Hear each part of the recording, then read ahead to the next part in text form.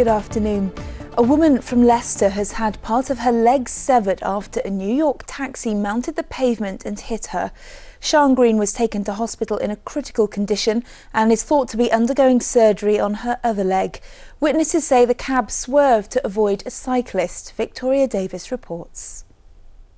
Sian Green had only been in New York for a few hours when she was hit by a taxi. It's believed she was walking along the street with her friend eating a hot dog when the New York City cab veered onto the pavement. Part of the 23-year-old's leg was severed. A plumber who was close by used his belt to stem the bleeding, while a celebrity doctor ran from his office to help. The cab driver supposedly just ran off the road by a bicyclist, and he hadn't had no chance to step on the brake, and he hit the girl. She flew up in the air, her leg was severed right off. The other was mangled. So I just grabbed my belt, went over, lifted her up, put it on, held it.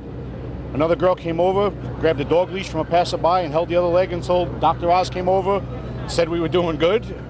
And then the paramedics, we waited, and it seemed like forever. They came, they got her. I lost my belt, so no big deal. It was well worth it. There was a dog leash and a belt.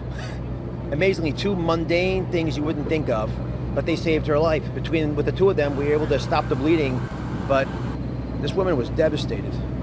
And of course, just trying to put her life back together is going to take a lot.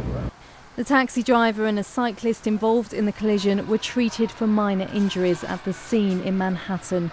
The 23-year-old's family in Leicester are said to be devastated. They're due to fly out to New York later to be at their daughter's bedside as she faces further surgery.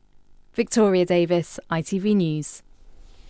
A deaf couple whose home was destroyed in an arson attack say they're terrified of returning in case it happens again. Michael and Angela Broderick from Burbage in Leicestershire had a narrow escape after they were pulled from their bungalow by police. Speaking through an interpreter, they told our reporter Jane Hesketh what had happened. The couple were asleep when several gas explosions ripped through their home. They were woken by a fire alarm that's designed for the hearing impaired. It vibrated under their mattress, saving their life.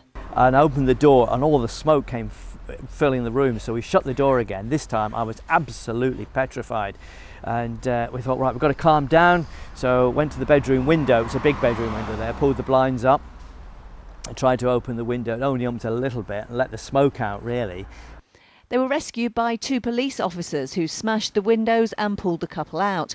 But they've been left traumatised by what happened. Well, I can't sleep at night.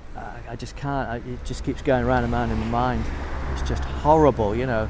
Is somebody going to come again? You know, is it going to happen again?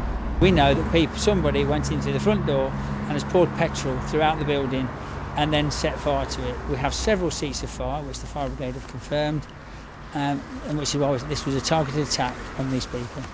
Police say whoever caused the fires could have flash burns on their body, and they're appealing to the public to contact them if they see anyone with them.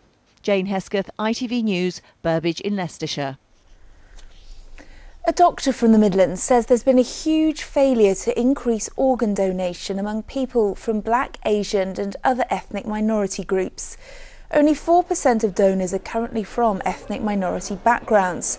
Dr Adnan Sharif says a scheme should be considered where people who are already on the organ donor register are given priority for surgery. A similar project's already in place in Israel. Up to 3,500 workers employed by firms which deliver parts to Jaguar Land Rover in the Midlands will walk out over pay. Members of the Unite union who work for delivery firms like DHL plan to stop work for half an hour next Wednesday and to ban overtime. Now, some of them may only just have started to walk, but children as young as 18 months are getting on their bikes.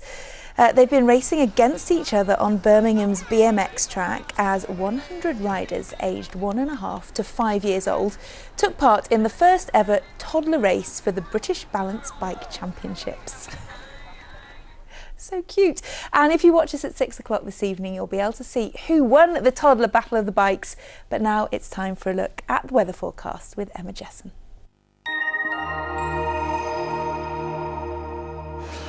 A few days of sun. You got to be prepared. Oh, I'm ready.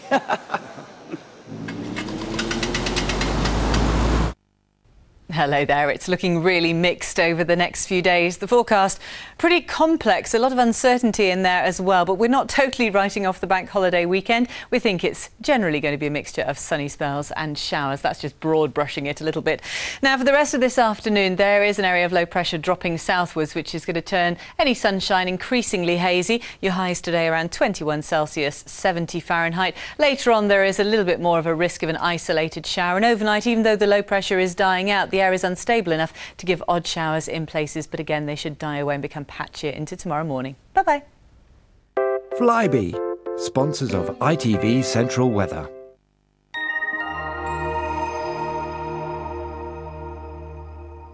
That's all this lunchtime. There are more details on all our stories on the website, including those cute kids on the bikes at itv.com/central. I'll be back with Bob at 6 o'clock this evening. Do join us then. Bye-bye for now.